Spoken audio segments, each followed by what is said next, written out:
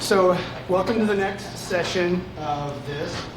We thought it would be really interesting to hear a little bit from some of the kids and parents, just what their experience is, maybe why they chose virtual, just trying to give you a better sense of, as policymakers, when you're thinking through this, what is it that's unique about virtual options with schooling, what it's like for them. We've invited Tiffany Ruger, who is also a board member of the Idaho Coalition of Charter School Families, but she's going to kind of moderate a discussion we have a couple of three students and some parents.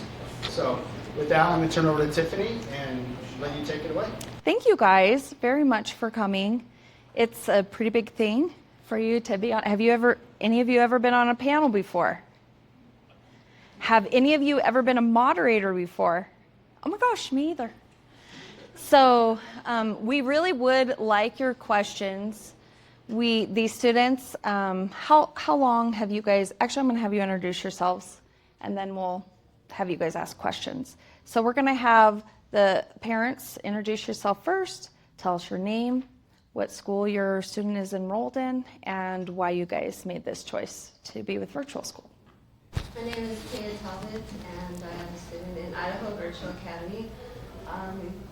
I came to this decision really long before I even had kids because I was a student TA when I was a senior in high school, and I got to see kind of how schools, the in-person schools worked instead of just going through school, and I realized that the teachers used all sorts of different kinds of resources and things like that, and I kind of realized that, wow, parents really don't know what their kids are being taught in school because they don't get to see it, and the teachers just kind of, let's do this, and the parents never know what their kids are doing. So I kind of figured that out early. It's like, wow, I think I kind of want to know what my kids are learning and be able to see the curriculum and be able to know what they're learning and be okay with, okay, I'm fine with the curriculum and learning stuff like that. And so that's kind of why I chose that. Thank you, Taya. I'm Adrian Talbot. I'm related to her somehow. And my daughter's going to IDVA. My son graduated from IDVA a couple of years ago. My wife said it pretty well. For me, my reasoning was more looking at what the schools are teaching, not necessarily the core curriculum, but parents are getting more and more remote from schools. Schools are becoming more of a babysitting factory, in my opinion. And I wanted my kids to have more involvement and to learn more of the social mores from family versus society. And so that's why. Thank you, Adrian. I am Timberland Talbot. I'm related to them. I'm a student at Idaho Virtual Academy. I've been there since I started, like, I've been there the whole time. And I mostly stayed there because I love the flexibility of the schedules, which IDVA allows, and the vast amount of opportunities that it provides, because I'm also dual enrolled, so I go to a public school, Borough High School, for an orchestra class, and I'm also do dual credits, so I can get lots of college credits, and by the time I graduate in May, will graduate with roughly 50 college credits. Wow. Timberland, how old are you? I'm a senior, I'm 17.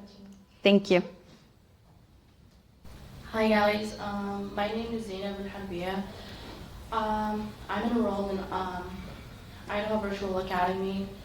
I chose the school, one reason is because I was bullied when I went to public school. One reason why I was bullied is because of my religion. I'm Muslim, and a lot of people don't like that I'm wearing the hijab. They ask me, are you hot in this hijab? I tell them, no, I'm not, because this is my religion and I like it. I also chose this school because there's a lot of opportunities you can take in the school, like leadership classes, dual credit classes. You can graduate early in a faster way with no problems or anything, and all your teachers are around you. They help you all the time. You can email them anytime you need to, and they'll answer you whenever they can, whenever they're free. Yeah, that's pretty much why I chose virtual schools and stuff like that. I'm a freshman in high school. I'm 14 years old. Thank you, guys. Thank you, Zainab. Hello, my name is Amanda Milton, and I am 17. I am a senior, and I also go to Idaho Virtual Academy. And one of the main reasons I chose to go to a virtual school is because of my grandfather's health. His health has been declining, and he really needs someone there to be with him to make sure he doesn't fall, or he gets food and takes his medicine and everything. Another reason I chose to go to Idaho Virtual Academy was some of the rules that were at a previous school that I went to. So I have actually gone to a full public brick and mortar school. I've also gone to a public charter brick and mortar school, and I, of course, am going to a public virtual charter school. Okay, so can any of the three of you tell me about, like, what does your day look like with the Virtual Academy? So I typically wake up at 8 o'clock in the morning, roughly, and I get breakfast. I help my grandfather with his breakfast, and then I typically start school at 9 when I have my homeroom. And I have mostly asynchronous dual credit courses through IDLA this year. So I typically start with listing out everything I need to do that day on a to-do list, and then I check in with teams because I am a committee chair member for the Student Services committee in my leadership course. So I will check in with them. I will ask how our projects are doing for that course. And while waiting for a response, I will typically start with my dual credit environmental science course, move on to English, then math, then my government course, and finish it off with my senior project course. Okay. Do you have other, like, students that you're interacting with? I do through leadership and our live classes. We also have every other Wednesday a social session, which is from about 3:30 to 4, and that's pretty much just like a recess almost, where we can talk to other kids in high school and make those connections with our peers. Okay. Do either of you want to tell us about your day?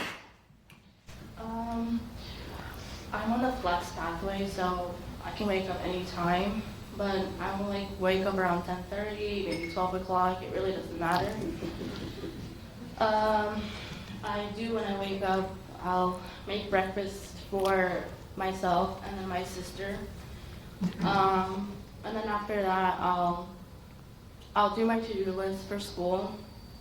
Then I'll start with English, then I'll go on to math, and then I'll go to my family consumer science class, then I go on to physical education, and then I have also a dual credit class. I'm in U.S. history, and I'll finish whatever I need to finish in there. Then I go on to leadership class. I'm a committee chair with school news, and I also am on the school assembly committee, and I'm a committee chair with Taylor Strong. She helps me a lot because it's my first year with leadership class. Sometimes students in there will need our help, and we're there for them whenever they need help. We also have our leadership teacher, Miss P or Miss Piercyfield, whatever you guys like to call her. Yeah, that's how my day goes. Thank you. Okay, thank you. So, yeah, my day starts at 9 o'clock with my School Connect class, and then right at the end of that class, I drive to Bora for my orchestra class. And then when I get back, Mondays and Wednesdays, I get on my dual credit math class. And then from there, I do whatever I feel I need to get done first, whether it's my government, my economics, my dual credit math, my leadership class, my senior project. And on Tuesdays, I also go down to the CWI building in Nampa for 3 hours for a 3D art class I go to. And yeah. Thank you. So you guys aren't sitting around sleeping in until like 2 in the afternoon, making breakfast for your sister and your grandpa. You're pretty busy. So, and you all have very different schedules. Does anybody have any questions yet? Thank you. Really appreciate you being here. I know it's not easy. You're in your school and online. Do you feel engaged and supported? And how do you feel about your education and how it's going? Because you're in an online situation. And what are you looking for into the future? Anything like that? Any hopes and dreams that you have? Okay, there's 2 questions in there. What do you see in your future? And do you feel supported and in your school experience? Who would like to take that? So to answer the support question, I do feel supported in my classes, especially since we get that interaction without being in the classroom.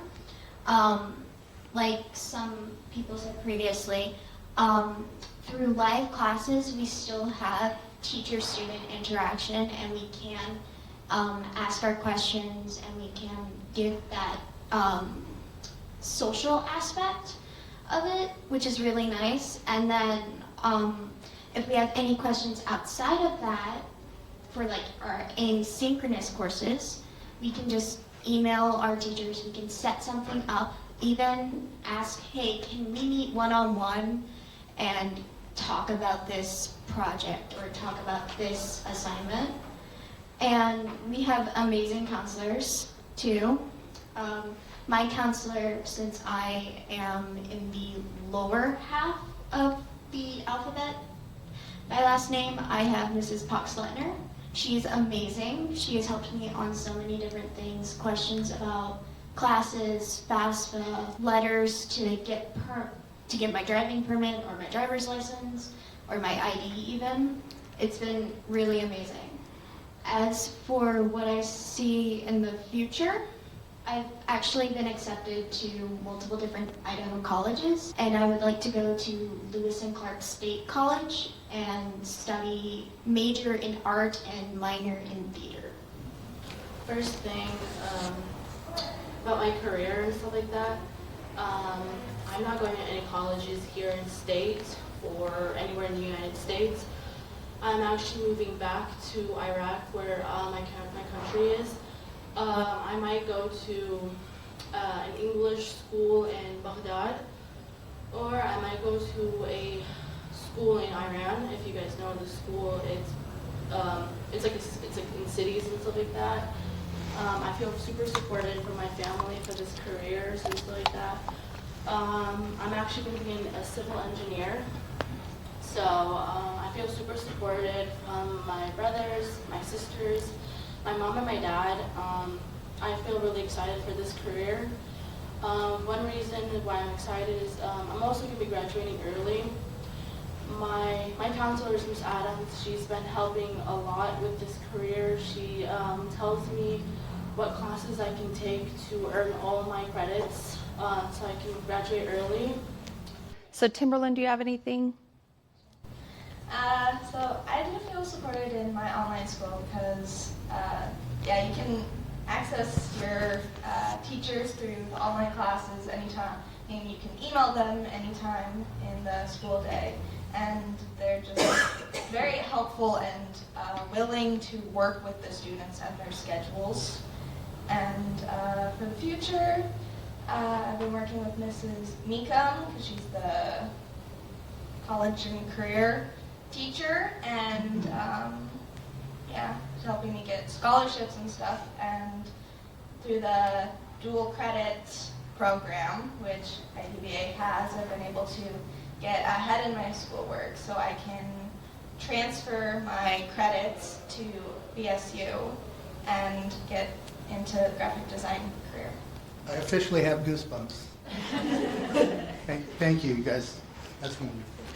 So do you guys have anything you'd like to add, Ty, Adrian? Well, I'd say IDVA has been doing a wonderful job of supporting my kids, answering questions, helping with the dual credits.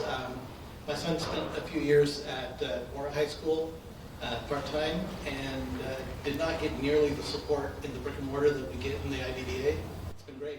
Okay.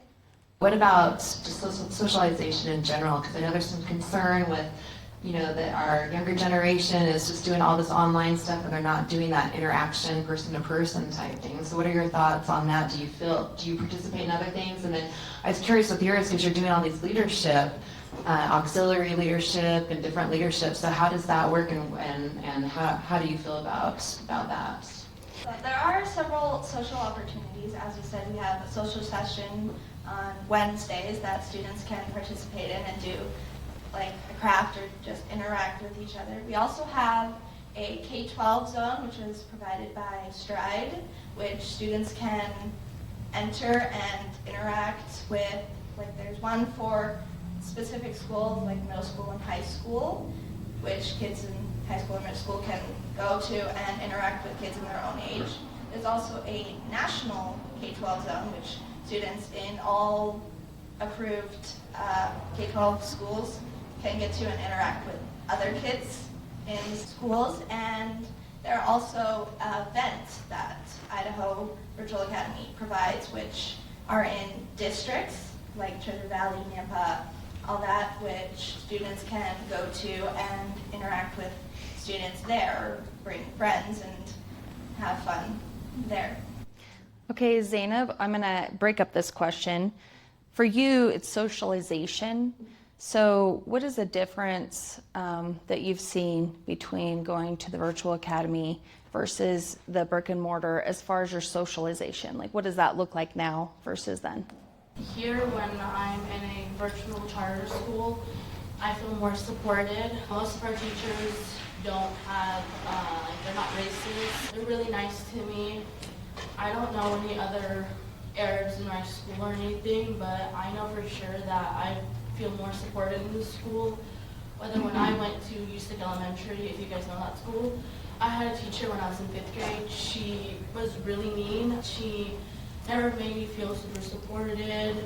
Most of the teachers there weren't nice. There's a lot of bullies there. One thing is the school wasn't clean as the school here that I'm going to. Yeah, I feel more supported in a virtual charter school. So I have a follow-up question. Would you say that as far as like feeling like you have friendships and you're building relationships with other people, do you feel safer in the environment that you're in? And are you able to make friends or like socialize with people that are outside of just on the computer?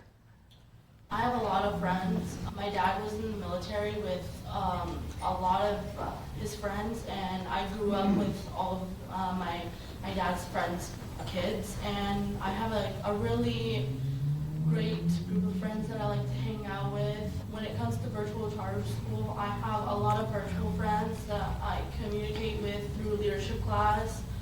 I communicate with them through Teams. Last year I communicated with a girl. She was super nice to me and stuff, but then she went to a public school here.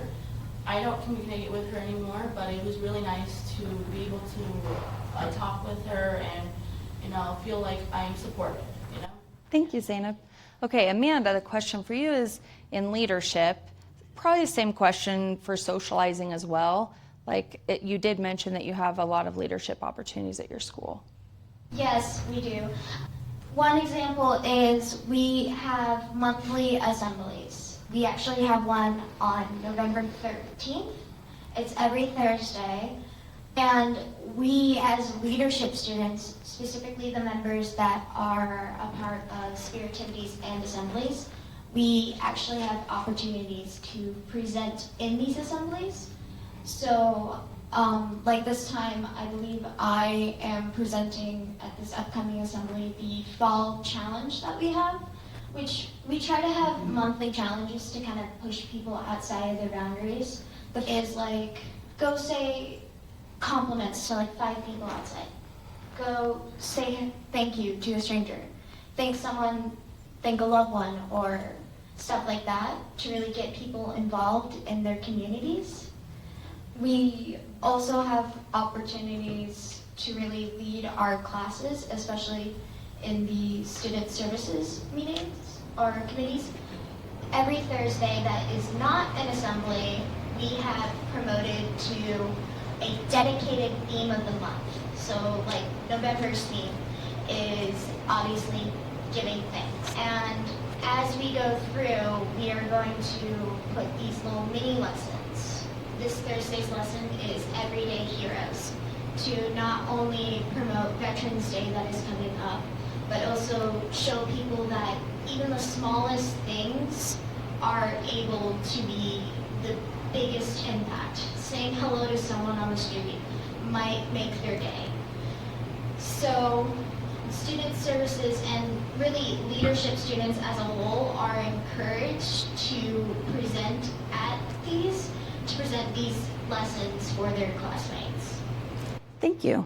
So are these committees that you're members of and that your leadership, is this a requirement or is this more of an elective?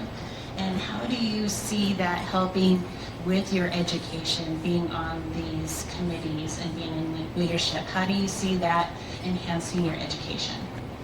So leadership is a course, it's an elective course we can take. I believe it's 6th grade to 12th grade. So as early as 6th graders, you can get involved in leadership. I can't really speak too much about it because I've only been at IDVA for about 2 years. So I'm kind of still new. So being on these committees and being in leadership, how do you see that enhancing your regular education? Oh, I can speak amazing on this one. So, leadership really encourages us to be more present in our live classes and our learning, to really lead. We are promoted to go to these live events and help kids that might not know anyone to be their friend and talk to them and really make them feel welcomed. We are pretty much the ambassadors of our schools. We are also promoted to lead these classes like the Thursday and the assemblies. And it's really just helped us become more confident, which can lead to us asking questions, because that's a big deal for a lot of students is I don't want to ask a stupid question. But being in leadership, especially for me, has really helped me be more open into asking questions during live classes. Real quick question. If you weren't at Virtual Academy, would you get involved in leadership in a brick and mortar school? That is a really good question. So at the public charter school that I went to before switching over to IDVA, to really become a student council member, because that's really what our leadership course is, it's our version of student government, you would need to get like 10 signatures from students and 3 letters of recommendation from your teachers, which actively kind of dissuaded me or made me not want to do that, because it's just so much work, and you had a lot of seniors in that and they kind of took over. No one else was going to be heard, which can be really disheartening for someone. Thank you. I have a question for mom and dad. As parents, maybe you could walk us through what it looks like, or the kind of supports that you had for having a child that's enrolled in the Idaho Virtual Academy, in IDLA, and at Bora High School? Like, how does that work? Just to keep track of, especially when you have a child that's also enrolled in a lot of dual credit classes that are in multiple colleges, like CWI, and it's a lot to keep track of. But if you are organized and you have a schedule, you can do it. You just have to, like, this class is here and these things need to be done. A ton of lists that this is what needs to be done in this week, but it is doable to, if you're organized, and I think it teaches, like, especially my kids, to be responsible, more responsible, because they are responsible for their schedule, because it's not like you drop them off at school and then they just go to class and the bell rings, you go to the next class, the bell rings, you go to another class. My daughter has to be responsible. She has to know I have a class at 9 o'clock. My next class is 11 o'clock. You have to know what your schedule is and be involved in presenting your schedule. I think that helps them move on to college. My son was, I think there's a lot of people who think that if you're in a homeschool or rich school, you can't really move very well into, like, society and into college or whatever. But since you have to be kind of more responsible for your schedule and things, he moved really well. He could get himself down to BSU and do all his classes. It wasn't a problem at all. And because Dad already had that experience of, and the dual credit classes, they are college classes. You have to step up to that level and take them seriously, and they are college classes. And that also helped him move into college. And like a lot of nieces and nephews that just, wow, they fail moving on from, like, their in-person school to college, because I would say they're kind of more babysat there, and college hits them in the face, and they're like, well, what is this? I have to be an adult. I have to get myself up. I have to step up in my schooling and stuff. And some of them don't transition very well. But the online schools, when they do dual credit and they have to be responsible early on for their schedule, my children, I think a lot of others, are okay and can do it. And so that's what I say. I was wondering if there were supports for how you, like, how does it work to be enrolled in 3 different, public schools at the same time?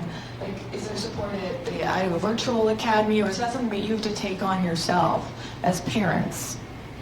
Well, I had to run my kids around wherever they need to be, but them being enrolled is not a problem. More direct answer to your question. IDVA has provided a ton of support, coordinating with the other schools, reaching out to their administration, to their counselors, to coordinate classes, to coordinate credits if needed, to help build the best schedule possible and what's possible and what's not within the bounds of their school. So IDVA has done a wonderful job of helping out with that. What would it mean for your family if funding or access to your school were reduced, or if your school closed? So I know you guys are seniors, but let's say a couple years ago your school closed because there was no funding. So what would that mean to you and your family?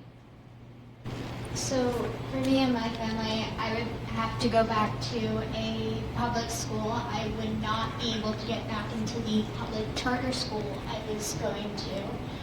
And that would also mean there wouldn't be someone there with my grandfather, which would really affect all of us, because it puts a lot of stress on my family to know that he might be there by himself, because he has trouble with walking sometimes. He's fallen a lot this year.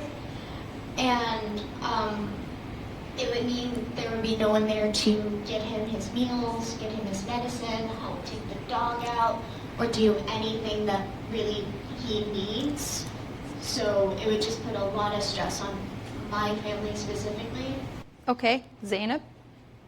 Let's say IDBA closes down or something, I'd probably, like go to a public school, but a nicer, cleaner public school. But that means my mom is sick. She has shoulder pain, stuff like that.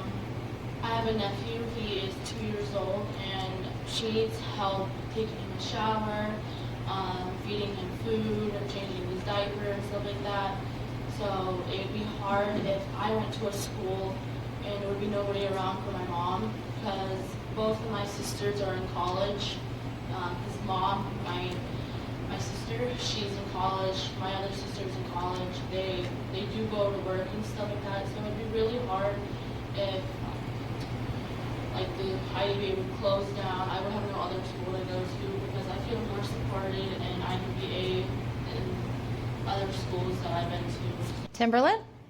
So if like IDBA closed down, there would be less opportunities for education because like at IDBA they provide like the dual credit and dual enrollment, and they also provide several classes which are more elective, but they're additional to the general ed courses which can provide like career education. Like I took a social media and marketing class and Adobe classes, which will help me get my practice for my graphic design degree I'm wanting to get.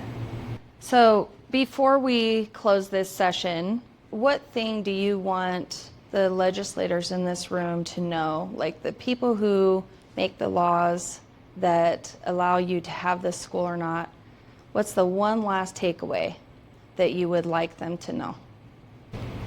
I just think this is the greatest thing ever. I started homeschooling my kids in Montana, and there was like nothing. You had to do it yourself. You had to get with a bunch of parents and try to do it, and it was kind of hard. I moved to Idaho, and there's so much education opportunity and options, and it is just really great. And please keep funding these options because they help all sorts of families with all sorts of different situations. I would just like to ask you to please keep funding these wonderful programs. They help a lot of students out, specifically with students that have anxiety or can't focus really with a bunch of noise. I am actually one of those students. I have generalized anxiety disorder, and I cannot focus when someone's clicking a pen or typing on a computer or just some random noise. It just takes me out of my focus completely. And being able to do my schooling when I can peak focus and with no one around just really helps me learn, essentially, because I don't have someone over there clicking a pen or trying to talk to me or just being distracting to me even if they don't mean it. And specifically with tests, I don't have to feel panicked or anything because I'm at my house. It's one of the safe places we have, right? So it's just very calming. So as parents and students who use different school options, we want to thank all of you guys who took time out of your day for us, because we know that you're doing it for us. And my kids, I had some kids struggle in brick and mortar that we had to put in charter schools. Some did virtual. I had foster kids who could only be in brick and mortar, and I watched them struggle. And I wished that I could have given them another option. And so we do appreciate how much work and effort you guys put into helping our families. And that's all I'd like to say.